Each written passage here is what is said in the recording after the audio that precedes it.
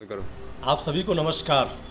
आज मैं आप सभी को एक बचत के ऊपर एक बहुत बेहतरीन स्टोरी बताने जा रहा हूँ। एक गांव में 10 लोगों का फैमिली रहती थी, जहाँ पे एक नई बहू उस फैमिली में आई और नई बहू को उसकी सास जो है 10 लोगों के हिसाब से चावल बनाने के लिए निकाल के कच्चा चावल दी। वो बहू जो है उस चावल में से एक मुट्ठी चावल लेकर के अपने बेडरूम में चली जाती है। सुबह के समय, दोपहर का समय और रात के समय में जब जब उसकी सास अपने पूरे परिवार के लिए 10 लोगों के लिए चावल बनाने के लिए देती थी, तो वो बहू जो है उस चावल में से एक मुट्ठी चावल लेके जाती थी और अपने बेडरूम में ले जाके क्या करती कोई पता नहीं।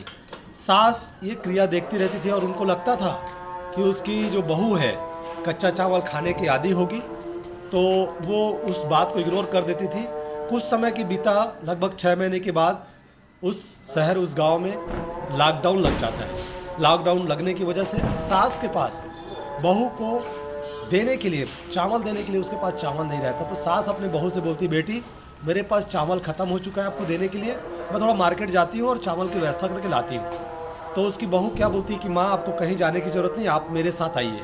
और अपने सास को लेके वो अपने बेडरूम में लेके जाती है और दिखाती है कि माँ ये डब्बे में जो है चावल रखा हुआ है। सास उस चावल को देखती है और सोचती है तो चावल 1 महीना चल जाएगा, बेटी ये चावल आया कहाँ से।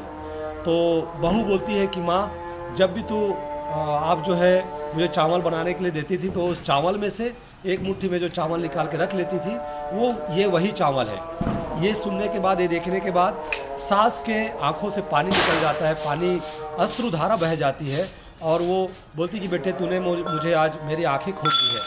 इस कहानी से हमको ये सबक मिलता है कि जब हमारा अच्छा समय चल रहा हो, जब हमारा अच्छा दिन हो, तो उस अच्छे दिनों में से अपने आवक में से, अपने आय में से कुछ राशि भविष्य के लिए भी हम बचा के रख दें।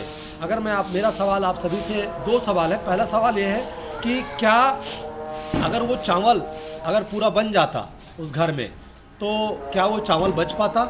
नहीं। अगर वो चावल बहू जो निकाली, 10 लोगों के लिए चावल निकाल के रखे थे उनके माँ, उनके परिवार की सासू माँ, क्या अगर वो चावल एक मुट्ठी चावल जो उसकी बहू निकाली, तो क्या ऐसा कुछ हुआ होगा कि उसके फैमिली में 10 लोगों के फैमिली में किसी का पेट नहीं भरा हो?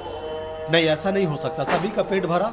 तो इस कहानी से हमको एक ही चीज़ शिक्षा मिलता है कि एक मुट्ठी चावल, बचाया हुआ चावल भविष्य में बहुत सारी ज़रूरतों को पूरा कर सकता है। इसलिए आप सभी से निवेदन है कि आज अपने आवक में से कुछ भी राशि हो भविष्य के लिए ज़रूर बचत करिए, क्योंकि बचत, भविष्य का बचत ही हमारा भविष्य है। धन्यवाद। जय हिंद, जय भारत, जय छत्तीसगढ़, जय हिंद।